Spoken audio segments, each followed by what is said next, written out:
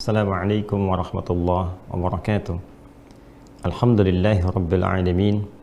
Wassalatu wassalamu ala rasulillahil karim nabiyyina Muhammadinil amin wa ala alihi wa sahbihi ajma'in wa ba'd. Saudara-saudariku dimanapun Anda berada, semoga kita semua senantiasa dianugerahi kesehatan paripurna yang menjadikan kita mampu meningkatkan ibadah dan ketakwaan pada Allah Subhanahu wa ta'ala. Semoga seluruh aktivitas kita sampai detik ini dirahmati dan diridhai oleh Allah Subhanahu wa ta'ala. Teman-teman, seperti diketahui bahwa Ramadan semakin mendekat. Dalam hitungan hari, bulan mulia ini yang tentunya dipenuhi dengan berbagai keistimewaan akan kita hadapi bersama dan membutuhkan persiapan-persiapan paripurna seperti yang banyak telah kita pelajari. Teman-teman, ada satu pengingat yang sangat luar biasa dari Nabi Sallallahu Alaihi Wasallam, yang dengan pengingat ini bukan hanya memberikan motivasi kepada kita untuk meningkatkan ibadah kepada Allah, tapi juga saat yang bersamaan menghadirkan kecaman yang sangat dalam bila ada di antara umat Islam, umat Nabi Muhammad Sallallahu Alaihi Wasallam yang menyepelekan Ramadan sehingga tidak memaksimalkan berbagai macam fasilitas kebaikan dan keistimewaan yang Allah telah bentangkan hanya di bulan mulia ini. Hadis dimaksud diriwayatkan oleh Al-Imam At-Tirmidzi diantaranya dalam kitab Sunan beliau nomor hadis 3545 yang tersambung sanadnya kepada sahabat mulia Abu Hurairah radhiyallahu taala anhu dari Nabi sallallahu alaihi wasallam. Satu kali Nabi sallallahu alaihi wasallam bersabda, "Raghima anfu rajulin liman dzukirtu 'indahu falam yusalli 'alayya.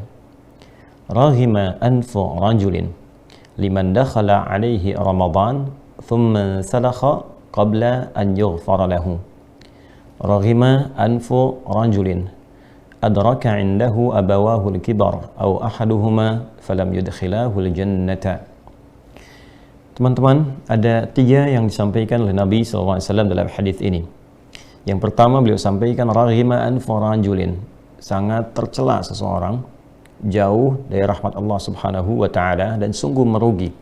Jadi raghima anfu rajulin ini kalau secara tekstual diartikannya kotor hidung seseorang, ya kena debu, ya kena kotoran, ya ini menunjukkan seseorang yang biasanya mohon maaf dalam peribahasa Arab itu kalau dia kotor, kemudian juga tampilannya tidak bersih, menunjukkan pada sesuatu yang kurang baik, kurang elok, ya. Namun dalam peribahasa ini juga menunjukkan sesuatu yang sangat tidak mulia, ya. Kalau kita hadirkan dalam bahasa sekarang, sesuatu yang terhina, ya, sesuatu yang sangat merugikan. Ini gambarannya. Jadi tadi saya artikan di awal, raghima anfu rajulin. Persis seperti gambaran misalnya hidung belang, ya, yang dulu dalam konteks sejarah itu, ya, saat ada salah satu pejabat dari kolonial Belanda waktu itu di Jakarta yang mendapati bahwa ada yang mengatakan keponakannya atau dari keluarganya, ya bagian dari keluarga itu yang perempuan kemudian berzina dengan salah satu prajuritnya, kemudian dihukum. Dipraktekkan kemudian hukum rajam, baik bagi perempuannya juga dihukum, yang laki-lakinya juga demikian. Maka sebelum dihukumi itu yang laki-laki dia diberikan coretan di hidungnya dengan arang, ya, sehingga menjadi belang, dan di situ disebut kemudian istilah hidung belang, ya, untuk menunjukkan kehinaan satu yang kotor, satu aib, ya. Maka kembali kepada peribahasa tadi yang disampaikan oleh Nabi sallallahu alaihi wasallam dalam kalimat hadisnya, raghima anfu rajulin, ya, sungguh menjadi aib, sungguh menjadi merugi, sesuatu yang tidak elok dilakukan. Liman dzukirtu 'indahu falam yusalli alaihi. Yang pertama adalah orang-orang yang disebutkan namaku kata Nabi Muhammad SAW, ya, maka dia tidak bersalawat kepada Rasulullah. Ya, disebutkan nama Nabi Muhammad SAW, tapi dia tidak bersalawat. Jadi aib kata Nabi, seseorang yang disebutkan nabinya, ya kan, orang yang telah diutus Allah Subhanahu wa ta'ala untuk membimbing dia menuju kebaikan, memberikan syafaat pada kemuliaan, mengajarkan pada kebaikan, membawa pedoman yang mengantarkan pada kesuksesan, kebahagiaan. Bahkan ketika disebutkan pun tak mampu bersolawat kepada Nabi Sallallahu Alaihi Wasallam. Bahkan dengan solawat itu pun sebetulnya kasih sayang Rasulullah yang memohonkan kepada Allah. Ya kan? Dengan mencintai Nabi menyebutkan solawat, justru kembali kepadanya 10 kebaikan. Ya kan? Man shalla alayya salatan sallallahu alaihi asyra salawat. Siapa yang bersalawat kepadaku, kata Nabi sallallahu alaihi wasallam, maka Allah memberikan 10 kemuliaan kepadanya. Jadi bukan berarti Nabi menginginkan ya hal-hal yang disanjung, ditinggikan, bukan itu poinnya. Ya, Nabi sampai menginginkan semua umatnya itu, laki-laki, perempuan, siapapun mendapat kemuliaan lebih. Bahkan dengan mengingat nabinya saja yang menghadirkan kemudian ketakwaannya kepada Allah, ingat pedomannya, ingat kemuliaan-kemuliaannya, justru Nabi mengharapkan, ya Allah berikan kemuliaan kepadanya, balas ia. Ya, sampai di titik ini kita bisa memahami bagaimana kasih sayang seorang Rasulullah SAW kepada seluruh umatnya. Ya, sampai mendapatkan persaksian dalam Al-Quran yang di surat At-Taubah itu yang viral. Laqad ja'akum rasulun min anfusikum azizun 'alaihi ma 'anittum harisun 'alaikum bil mu'minina raufur rahim. Kalian telah mendapati, kata Allah, seorang rasul yang sangat luar biasa. Azizun 'alaihi ma 'anittum, ya, yang saking tingginya perhatian beliau kepada engkau, beban kalian itu kalau mampu ditanggung oleh Nabi akan dipikul, ya kan? Jadi tidak ingin melihat umatnya punya beban. Ya, kita bisa gambarkan seorang yang mungkin saya, Anda, atau kita semua tak akan luput dari maksiat, kan? Masya Allah, sangat ringan dengan mencintai Rasulullah, bersalawat kepadanya, kita mendapatkan anugerah 10 kebaikan dari Allah Subhanahu wa Ta'ala, dan boleh jadi akumulasi itu mendatangkan syafaat Rasulullah kemudian di hari akhir, ya kan? Saking cintanya, kata Allah, kepada kalian itu, kalaupun kalian bersua dengannya punya beban, Nabi ingin mengambil beban itu, ya, seakan-akan mengharapkan umatnya nggak punya beban. Ya, maka dengan sosok seperti itu seharusnya mendengar saja kita sudah bukan hanya mengingat tapi menghadirkan cinta kepada Rasulullah sallallahu alaihi wasallam.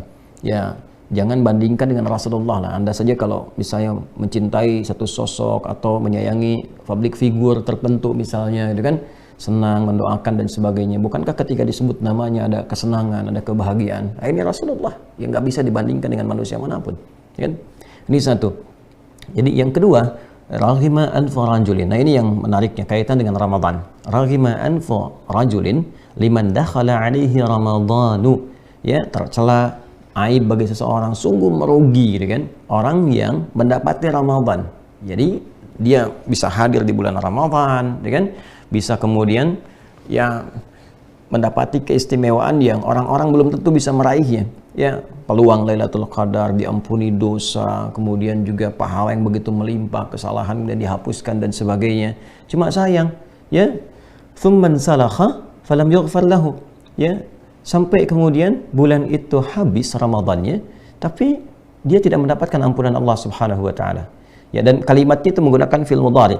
Ya, kalimatnya menggunakan fi'il mudhari, lam yughfar, ya, dan dia tidak mendapati, tidak diampuni. Poinnya kalau mudhari dalam bentuknya pasif, mudharinya pasif, ya, majhul, bukan mudhari yang ma'lum tapi majhul, ya.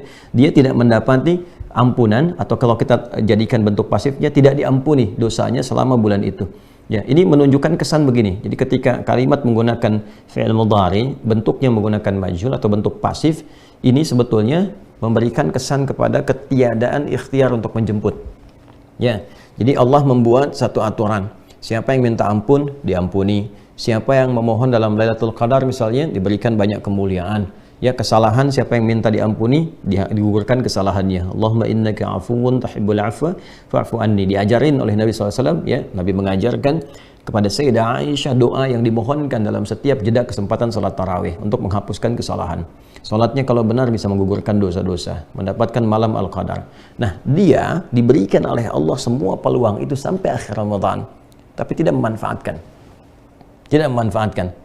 Ya, karena itu yang seharusnya hari pertama bisa mendapatkan ampunan, dia nggak diampuni. Tidak diampuni itu dalam konteksnya apa? Maksudnya dia tidak memanfaatkan waktu-waktu itu dengan maksimal. Diberikan waktu untuk berdoa, dia nggak berdoa. Dikasih kesempatan tarawih dengan semua pemberian yang baik, dia tidak manfaatkan. Diberikan kesempatan baca Al-Quran, pahala melimpah, dia tidak memanfaatkan. Ya, senyamannya aja, cuma tahan lapar, tahan haus, nunggu sahur, nunggu buka, gitu kan. Nah, orang-orang yang menganggap ringan Ramadan sehingga tidak memanfaatkan semua kesempatan-kesempatan terbaik, keistimewaan yang hanya didapati di bulan itu, tidak ada di selainnya, maka kata Nabi SAW, orang-orang yang demikian adalah orang-orang yang merugi dan aib bagi mereka. Dikasih kesempatan, Allah yang kasih itu, bukan manusia, ya. Allah yang kasih, bukan makhluk. Allah Khalik yang mencipta kita, yang menyayangi kita dengan Rahman dan Rahimnya. dikasih tapi nggak dimanfaatkan. Maka orang seperti itu jauh dari rahmat Allah, aib bagi dirinya, dan tentu sangat merugi dalam kehidupan. Ya kan? Diberikan kesempatan mendapati Ramadan tapi tak mampu diampuni di bulan itu. Maksud tak mampu diampuni itu bukan Allah tidak mengampuninya, tapi dia tidak berikhtiar untuk mendapatkan ampunan Allah Subhanahu wa ta'ala dengan menunaikan berbagai ibadah, mengoreksi diri, dan tentunya memanfaatkan semua fasilitas kebaikan yang telah Allah tebarkan. Dan yang ketiga adalah raghima anfu rajulin liman adraka abawahu, ya, sungguh sangat merugi, sungguh sangat tercela, sungguh jauh dari nilai-nilai kebaikan. Liman adraka indahu abawahul kibar, ya, siapa yang mendapati kedua orang tua di sampingnya, au ahaduhuma, ya kan, atau salah satu di antara keduanya. Jadi bisa ayah, bisa ibu, dia sudah matang gitu kan, orang tuanya sudah sepuh, tapi ternyata tidak menggunakan itu sebagai fasilitas untuk berbakti kepada kedua orang tuanya dan berusaha memasukkan kedua orang tuanya ke surga. Falam yudkhilahul jannah. Maksudnya apa?